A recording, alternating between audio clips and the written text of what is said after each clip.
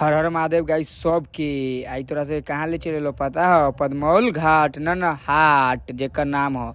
चल आई तोरा से घुमा दिलो अपना पदमौल हाट। देखो गाइस आ गलियो कहाँ? तो पदमौल हाट पर देखो जो इतना ना दुकान उकान हो। आ देखो ये हमार दोनों दोस्त हो जो हमरा से पहले आल रहो तब तो अब तोर भाई के भी आवेला हो। तो देखो गाइस ये हो पदमौल हाट। कितना भीड़ लगई छो, इतना दूर दूर से यहाँ आदमी सब अवई छो। कथी लेबे? तो साग सब्जी न लेतो तो कहाँ से आदमी लोग खतो?